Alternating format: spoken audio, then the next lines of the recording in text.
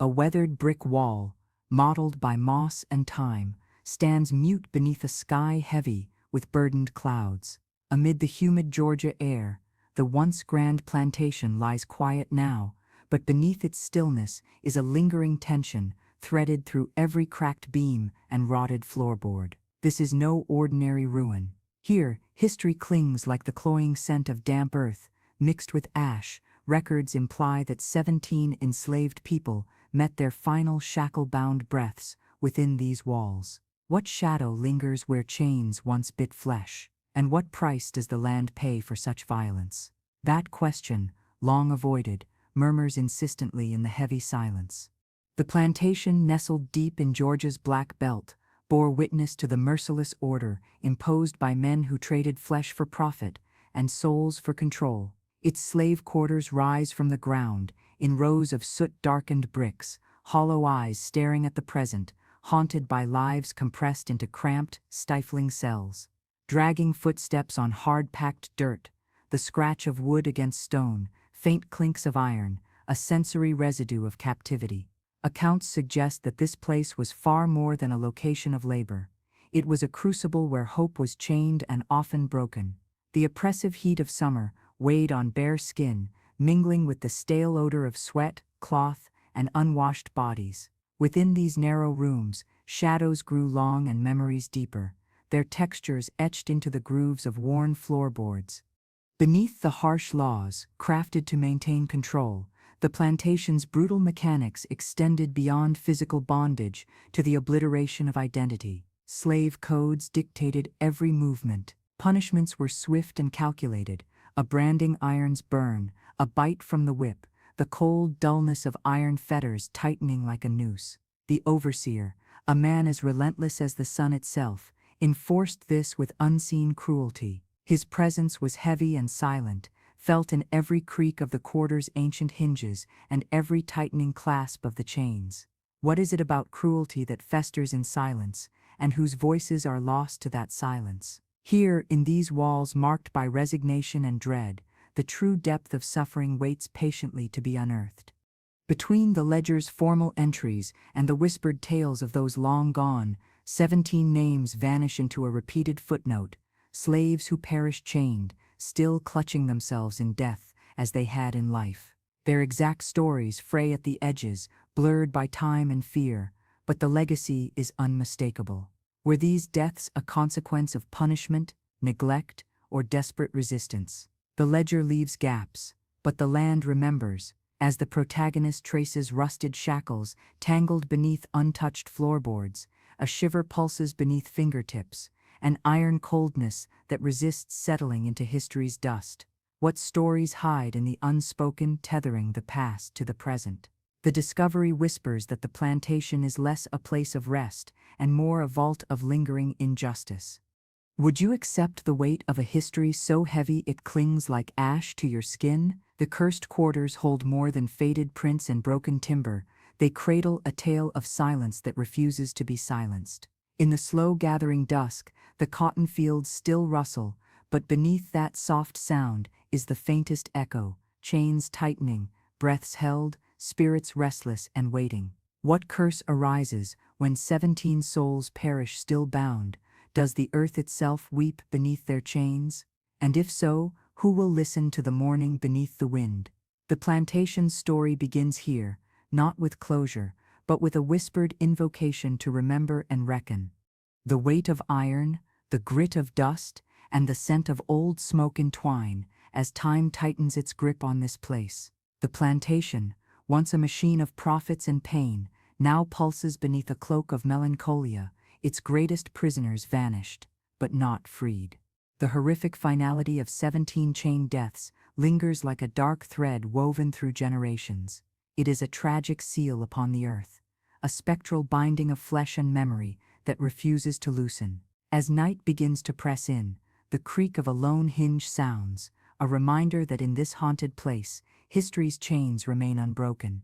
The cold brush of stone against skin, and the faintest echo of voices long stilled. These mark the entry into the slave quarters at the Owens-Thomas House in Savannah. Completed in 1819, This English Regency mansion hides within its shadowed corners one of the oldest and most intact examples of urban slave quarters in the American South. But these quarters, far from mere bedrooms or workspaces, were the crucible of lives compressed into 6 small, cramped chambers, where between 5 and 14 enslaved souls, mostly women and children, lived under constant watch and unyielding control. What daily suffering unfolded in these walls, and how do the echoes of their labor and pain ripple through the fabric of this elegant home? The carriage house, divided front to back, provided the quarters for those tasked with the home's endless demands. The faint scrape of wood against cobblestone might recall the constant movement of these workers, burdened not only by physical toil, but by a world stripped of freedom.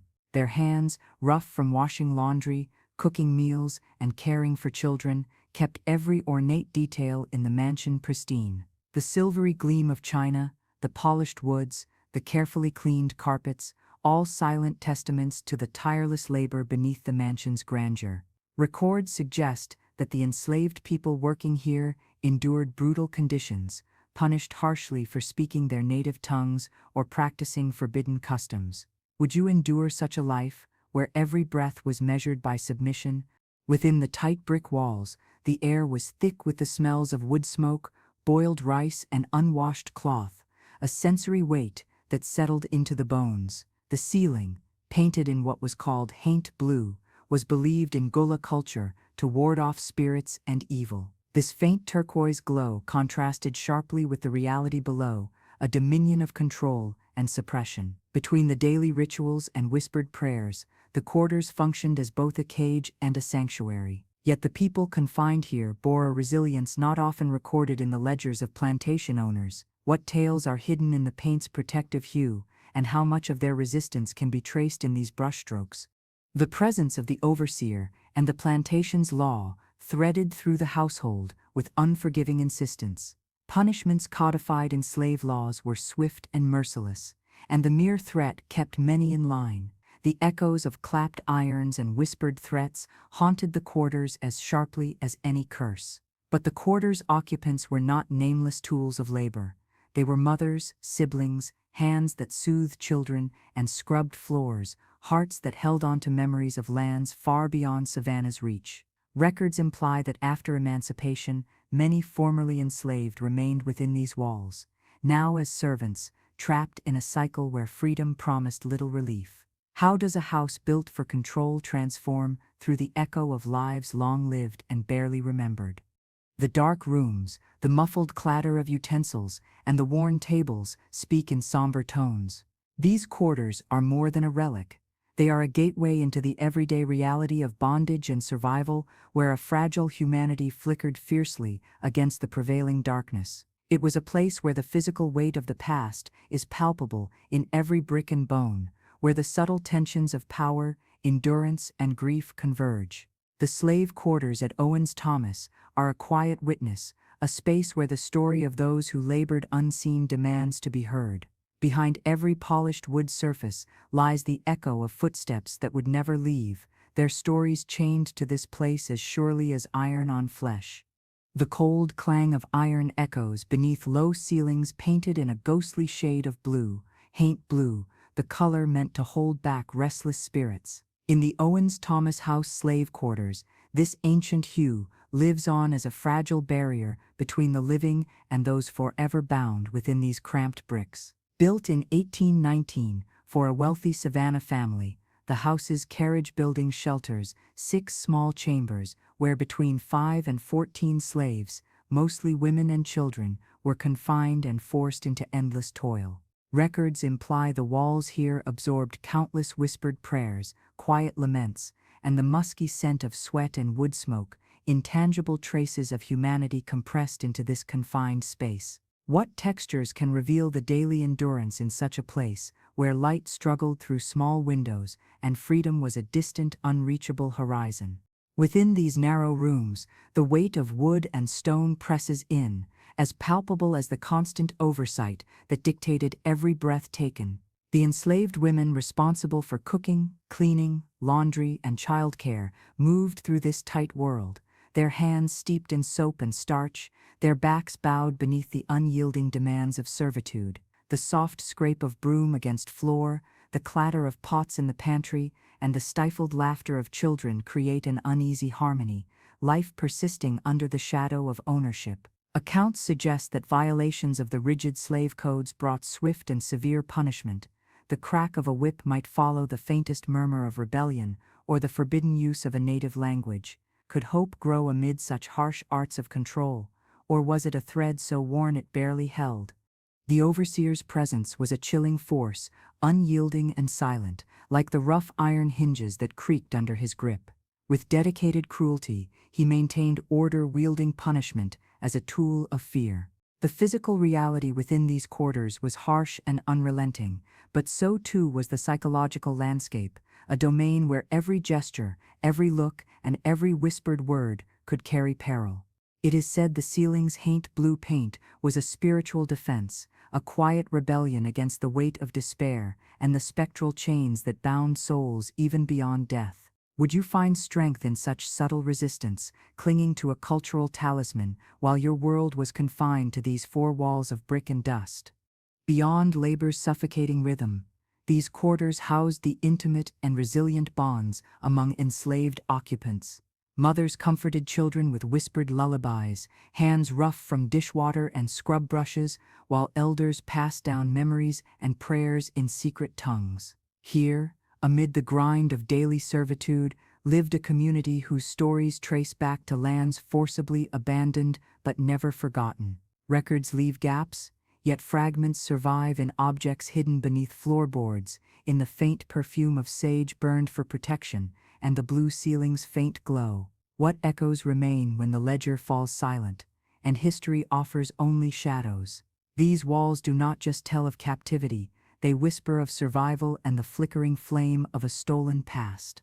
Would you dare enter a place where human dignity was relentlessly stripped, yet quietly preserved in every cracked floorboard and hand-stitched stitch? The slave quarters at Owens-Thomas are more than remnants of a home. They are a somber testament to those who endured, labored, and lived in the margins of American history. Between desk and hearth, between ornamented marble and the rough-hewn everyday, these chambers hold the invisible imprint of lives, forced to make meaning in chains. The weight of blue paint and iron shackles presses down, a tangible reminder that the past remains present, tethered in these quiet spaces. Here, history's whispered curse is not only a tale of bondage, but a call to listen and remember. The weight of iron and shadow settled heavily in the narrow slave quarters, where whispered memories hung as dense as the humid Savannah air. These cramped chambers lay tucked within the carriage house, a two-story structure that housed both horses and those forced into servitude. The slave quarters occupied the north half, split into 3 small rooms on each floor, where between 5 and 14 enslaved individuals toiled in near-constant labor. Most were women and children, their days filled with monotonous chores, washing laundry in cold water, stirring thick pots over smoke-darkened hearths, scrubbing polished woodwork that gleamed under the gaze of their enslavers. The plain details of their lives, threadbare cloth, cracked wash basins, the brief respite of worn wooden benches, form a stark contrast to the mansion's refined elegance just steps away. What is the price of beauty built on such relentless human labor, and what traces remain when those who bore the work are all but erased? Behind the thin walls, the cold scrape of wooden brooms on cobblestones mingled with the occasional clatter of pots and the low murmur of children's voices, muffled and cautious. The slave quarters bore a silence heavy with unspoken fear and entrenched hierarchy. Accounts suggest that the rules enforced within these walls were merciless. Violations like speaking native languages, practicing forbidden religions, or even moments of levity were met with brutal reprisal. The overseer's presence loomed unseen but unmistakable, his footsteps echoing on worn floorboards, and his authority a constant oppressive weight. Punishments ranged from lashings to confinement in dark, suffocating spaces, reinforcing the rigid social chains as tangibly as the iron shackles themselves. Would endurance and stolen moments of joy alone be enough to soften the hardened edges of captivity? Above, The ceiling bore a startling splash of haint blue, a pale turquoise paint rooted in Gullah tradition, believed to ward off evil spirits and keep the dead at bay. This sanctuary of color stood in defiant contrast to the hardships endured beneath it, a cultural talisman woven silently into a landscape of despair. The quarter's timber walls retained the faint scent of woodsmoke and boiled rice, mingled with the salt of sweat and the lingering aroma of soot from constant fires. This was a place where resilience survived in quiet rituals, whispered prayers, shared songs passed down generations, and the small acts of care traded between mothers and children. Yet, the record is incomplete. Gaps in the narrative where human spirit flickered desperately under the weight of dehumanizing control. What strength can a wall of color hold when the world is otherwise painted in shadows? The quarters illustrate a harrowing moral paradox, a space of both brutal confinement and fragile community. Mothers soothed their children to sleep on rough floorboards, hands scarred from toil, but steady to cradle. Elders passed down ancient prayers in hushed tones beneath the soft hum of distant carriages. Theirs were lives folded into layers of unacknowledged resistance, hidden beneath the permanence of ownership and the facade of gentility. The law codified their servitude, yet it could not erase a heritage carried in the curves of lullabies or the texture of worn cloth. Would you recognize the humanity etched into these shadows, or see only the walls that confined it? In this house of sharp contrasts, the separation of grandeur and servitude was a deliberate and brutal geography. Between ornate crown moldings and polished silver, behind the facade of wealth, the quarters held untold stories of survival. The weight of blue paint, the scrape of brooms, the quiet strength of shared breath, it all lingers still, pressing against the present as a silent testament to lives chained in servitude, but never broken.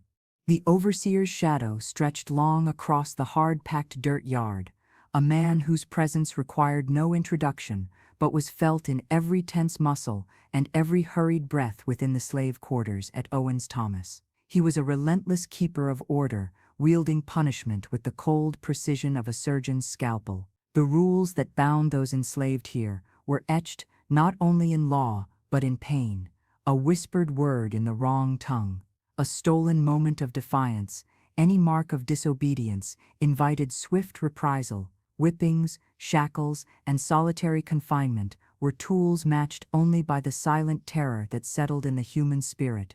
How much cruelty can a body endure before it breaks, and where does defiance find its spark? The overseer's steps echoed against brick and wood, a relentless drumbeat of oppression that filled the quarters like an oppressive fog.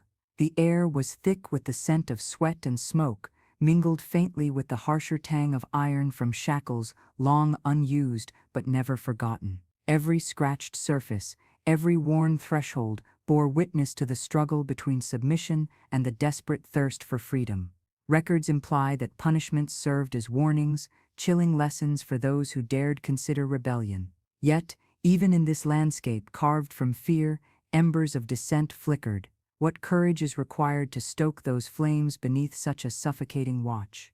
Inside the cramped rooms, the overseer's control extended beyond physical punishment. Surveillance was total, eyes and ears everywhere, voices hushed to avoid notice. The enslaved communicated through glances, subtle touches, and coded songs, preserving fragments of identity beneath a veneer of enforced silence.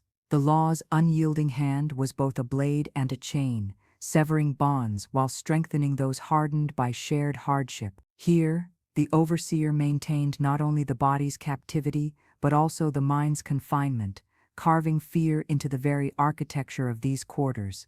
Could such dominion ever fully silence the human will?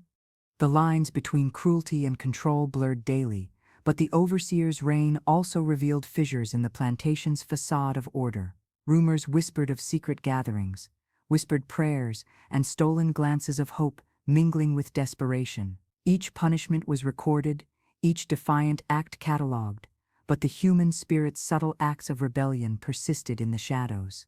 The overseer, for all his vigilance, remained blind to the quiet transformations brewing within the walls he sought to dominate. Would you find strength in silence, or in the promise of a future beyond chains? This figure, though ordinary in appearance, a man shaped by the era and its brutal expectations, embodied the institutional weight of slavery, the human face of a system designed to break and subjugate. His presence cast a long, dark shape that stretched beyond his physical form to touch every laboring hand and every fearing heart. The slave quarters stood as a stark reminder that oppression was meticulously crafted, enforced by men like him, and that rebellion could only begin once the overseer's shadow ended. The tragic story of 17 slaves who died in chains is woven into the larger history of plantations in Georgia, where the brutal grip of captivity was legally and violently enforced. These deaths, marked by the cruel restraint of iron shackles, were not isolated incidents, but reflective of a system designed to control through fear, punishment, and total deprivation of freedom. On a plantation where overseers ruled with merciless hands, the chains were more than physical bonds. They were instruments of psychological torment and a stark reminder of the enslaved's stolen humanity. What horrors unfolded in the darkness behind brick walls and locked doors, and how did those deaths echo beyond their time, binding the land and souls in a silent, unyielding curse? The plantation's sprawling fields bore witness to cycles of relentless labor, but in the shadowed slave quarters, fate was often sealed in the cold clink of iron links tightened as punishment or deterrent. Accounts suggest the 17 souls died slowly, trapped in a state of helplessness, their bodies weakened by exhaustion, illness, and despair, compounded by their physical restraint. This tragic tally, etched deep in local legend and whispered history, points to more than cruelty. It reveals the catastrophic human cost of a system that denied basic dignity and life itself. How should one reconcile such suffering with the land's quiet beauty that seems to mask those silent screams? The legacy of these chain deaths reverberates beyond the tangible. The curse spoken of in hushed tones by local descendants and plantation workers embodies collective memory and trauma, an intangible presence felt in sudden chills, the creak of old wood, and flickering shadows where light should be. It is a story layered with moral complexity. Between the documented facts and haunting oral histories lies a realm where justice, remembrance, and reckoning remain unsettled. The chains are more than metal. They symbolize the binding of past to present, oppression to survival, and silence to mourning. Would you dare walk a land where every stone and spectator harbors the weight of unspoken sorrow? The deaths of those 17 enslaved individuals remain a stark emblem of the plantation's dark heart. Their chained suffering is a somber ritual, forgotten by history, but alive in the earth itself, a reminder that some legacies refuse to be buried. What remains is not just a haunted plantation, but a living testament to the resilience and the tragic cost of bondage, demanding that their stories be reclaimed, understood, and honored beyond the iron bars and the shadows they cast. 17 souls, chained and confined, met their final days beneath a sky heavy with Georgia's heat and history. Their story, while fragmented by time and fear, bears the weight of unspeakable suffering, bound by iron and silence. The ominous tale of these deaths in chains is not simply a footnote, it is a window into the brutal reality of bondage and its unyielding grip on body and spirit. The very chains that once clamped over wrists and ankles now symbolize a legacy that refuses to be forgotten, binding the past to the present like rusted iron links tightening in the shadows. On the plantation, those chains served as instruments of domination and terror, a physical manifestation of legal and social control. The enslaved individuals who perished did so within this system, where punishment was meted out swiftly and without mercy. Records suggest their deaths resulted not only from illness or exhaustion, but from the compounded brutality of confinement, chained in close quarters, stripped of dignity, left to fade away in anguish. What becomes of a life when freedom is stolen beneath the weight of iron? And how do these stories reverberate beyond the physical confines, binding generations to an unresolved past? The curse that folklore attaches to their deaths carries more than superstition. It is a collective pain woven into the very soil and bricks of the plantation. descendants and locals speak in hushed tones of cold spots, unexplainable noises, and the persistent feeling of unseen eyes watching. It is a curse not of magic, but of history, a haunting born from the sacred and profane entangled in this place. The legend blurs lines between fact and memory, shadow and light, demanding reckoning where formal records are silent or incomplete. Are these echoes merely remnants of trauma, or do they demand a deeper listening to truths long buried beneath layers of denial? The 17 deaths symbolize a rupture, a wound inflicted upon the land and its people, yet they also point toward endurance and the urgent need for remembrance. The plantation, with its manicured gardens and regal facades, masks the violent realities endured within its slave quarters. But beneath that polished veneer, the chains remain, quietly calling for historical redress and moral reflection. Their story, laden with pain and resilience, challenges us to confront the legacies of injustice and to reclaim the voices silenced by centuries of oppression. Beneath the scorching Georgia sun and shrouded in the humid marsh air, the shadow of rebellion flickered like a fragile flame in the hearts of the enslaved. Life in the slave quarters was marked not only by relentless labor, but also by whispered plans and secret hope. Records suggest that despite the oppressive chains and ever-watchful overseer, an undercurrent of unrest moved through the cotton fields and crumbling brick walls. The enslaved, stripped of freedom yet not of will, dreamed of revolt and escape, actions fraught with unbearable risk and grim consequences. What drives the human spirit to resist when every possibility seems chained and broken? Accounts of unrest and rebellion permeate the history of Georgian plantations, where the threat of insurrection haunted both enslaved people and slaveholders alike. The law itself became an instrument of terror, designed to crush the seeds of revolt before they could bloom. Histories speak of secret meetings under moonlight, coded songs carrying messages of hope, and the careful circulation of whispered plans stitched between the cracks of slave quarters. Each act of defiance was a gamble against brutal punishments, but the yearning for autonomy and justice could not be extinguished. Would you risk everything to challenge the iron grip of captivity? The risks of rebellion were staggering.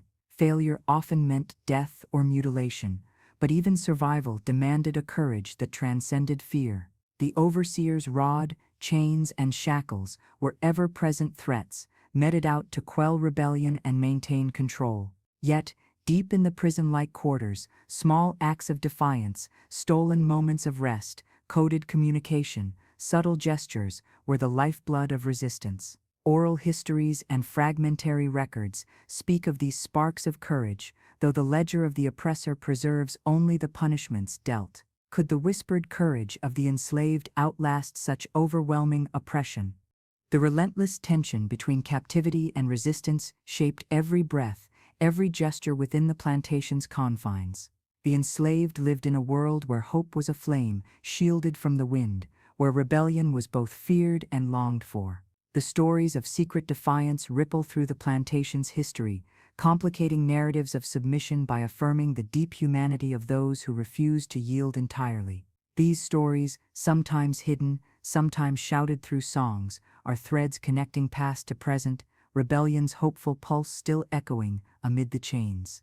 The simmering unrest among enslaved people in Georgia's plantations was neither rare nor silent.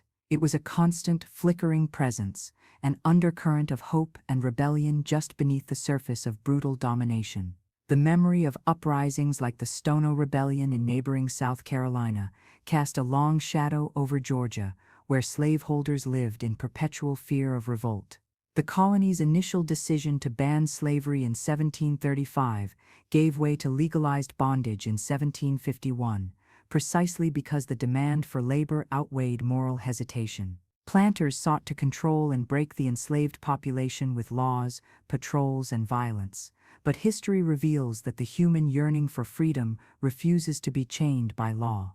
In the dense forests and marshes of Georgia's Low Country, maroon communities, refugee settlements of escaped enslaved people and indigenous allies, offered tangible resistance. These hidden enclaves became symbols of defiance and survival, harbingers of hope in a landscape ruled by oppression. Slave patrols were tasked to extinguish these sparks of liberty, frequently raiding and attacking, yet maroon settlements survived in scattered forms until the Civil War. Against this backdrop, enslaved people on plantations whispered of freedom, passing coded messages in songs and traditions, planning escapes and even revolts. The risk was lethal, but so was the cost of continued captivity. Would you gamble your life for a chance at freedom, knowing the stakes? The American Revolution itself became a crucible of possibility and peril for the enslaved. Between competing British and American forces, many enslaved Georgians seized opportunities to escape, seek bounty, or negotiate freedom. It is estimated that thousands fled during this turbulent period, some reaching Savannah's bustling port to carve out new lives amid the upheaval. Stories of resistance during this era blur lines between rebellion, survival, and self-determination, complicating the simplistic narratives of enslavement. The law tightened, patrols intensified, and freedoms contracted, but the spirit of resistance endured, echoing through the cotton fields and slave quarters alike. This history of rebellion and resilience is a testament to the indomitable will of those enslaved, a pulse beneath the chains that bound their bodies, a whisper that outlasted whips and shackles.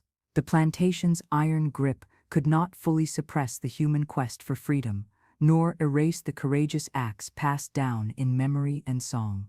These stories, threaded through history's shadows, challenge us to confront the brutal realities of bondage and honor the fierce humanity that resisted it. The story of rebellion in Georgia's plantations is writ large in acts of fierce resistance, defiance that punctuated the oppressive rhythms of enslavement. The colony's initial ban on slavery in 1735, unique among the British colonies, was overturned by 1751 in the face of economic pressures and the expanding plantation system. This reversal unleashed a tidal wave of human suffering, but also kindled enduring resistance. The ghost of the 1739 Stono Rebellion, where rebellious enslaved Africans, crushed in nearby South Carolina, violently asserted their freedom by marching with banners and weapons, haunted Georgia planter society. While the rebellion was brutally suppressed before crossing into Georgia, it ignited fears that would shape laws and patrols designed to keep the enslaved in shackled submission. Despite harsh restrictions, enslaved Georgians did not remain passive. The Low Country's dense forests and marshes became refuges for maroon communities, groups of escaped enslaved people and indigenous allies who carved lives of freedom in defiance of colonial authority. These settlements, often hidden and fiercely contested, survived into the Civil War era, embodying a sustained challenge to the colonial order. Plantation laws forbade gatherings, restricted movement, and created a vigilant system of patrols, but the enslaved resisted through play, song, coded language, and escape attempts. The tension between captivity and autonomy was a living pulse beneath the veneer of enforced order. The American Revolution further complicated the fabric of slavery in Georgia. With shifting loyalties, disrupted governance, and military conflicts, thousands of enslaved men, women, and children fled bondage, sometimes supporting British forces who promised freedom, other times forging their own paths toward liberty. The war's chaos opened cracks where the enslaved sought agency amid shifting power structures, negotiating freedom in a world still dominated by racial hierarchy. Yet the cost was still astronomical, and many paid with their lives or endless servitude under new masters. Could resistance truly flourish in a system built on denial of humanity?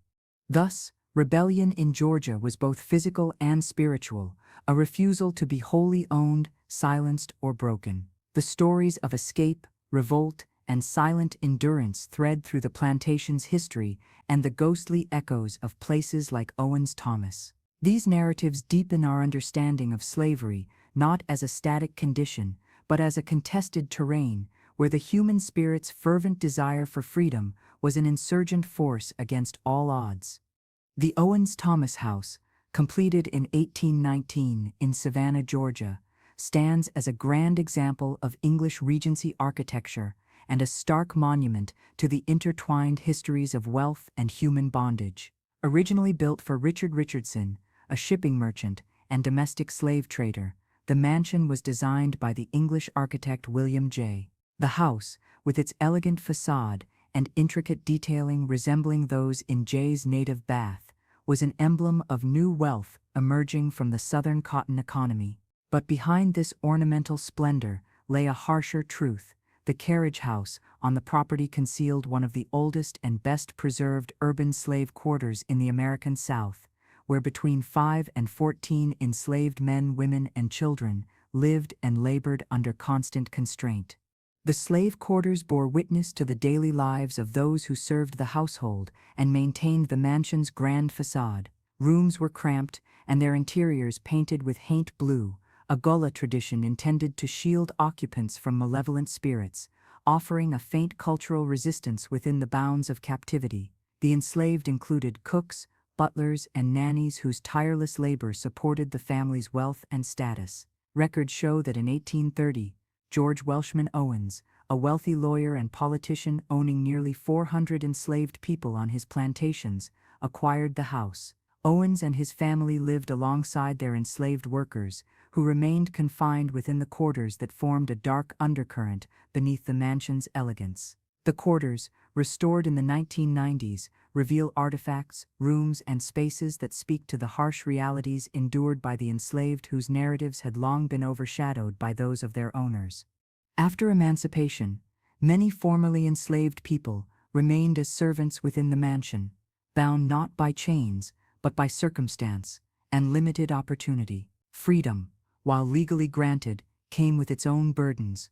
Poverty, lack of education, and persistent racial oppression ensured that autonomy was often illusory. The stories recovered from the slave quarters and oral histories challenge the sanitized versions of Southern grandeur, exposing a complex web of power, resistance, and survival. Today, the Owens-Thomas House and its slave quarters serve not only as a museum of architectural beauty, but as a solemn reminder of the lives built and broken within its shadowed walls, a space to confront an uncomfortable past and the lingering legacies it has left behind. Beneath the refined elegance of Savannah's Owens-Thomas House lies a stark, unsettling contrast: the slave quarters, a building that once confined as many as 14 enslaved men, women, and children. This two-story structure, part of the carriage house complex, holds one of the oldest and best-preserved urban slave quarters in the American South. Discovered and restored in the 1990s, the quarters reveal a haunting narrative far removed from the grandeur of the mansion itself. Cramped, with bare essentials, a brick fireplace, wooden crates for beds, faint candlelight casting long shadows, the space embodied the harsh realities of bondage within a world of opulence just feet away. The ceiling, painted in haint blue, offers a rare glimpse into cultural resilience. This pale turquoise hue, rooted in Gullah tradition, was believed to ward off malevolent spirits and provide a measure of spiritual protection, a subtle resistance woven into the fabric of captivity. Inside these rooms, enslaved cooks, butlers, and nannies labored ceaselessly, maintaining the mansion's polished floors, pristine silverware, and lavish furnishings. The butler, for instance, oversaw the care of valuable china and vast piles of laundry, a silent testament to the invisible labor that upheld the household's wealth and status. Names and stories of those confined here remain largely unrecorded, lost to the enforced illiteracy and suppression that sought to render their very existence invisible. Ownership passed to George Welshman Owens in 1830, a prominent lawyer and politician who owned nearly 400 slaves across Georgia plantations. He and his family resided in the Grand House, while enslaved workers remained confined to these quarters. After emancipation, many formerly enslaved individuals continued to live and work on the property as servants, a grim reminder that freedom was often hollow. This continuity of servitude, under different names, underscores the complexity of abolition's legacy, where emancipation did not immediately translate to autonomy or justice. The Owens-Thomas House today stands as both a monument to architectural beauty and a site for confronting the painful layered truths of the enslaved lives that sustained it.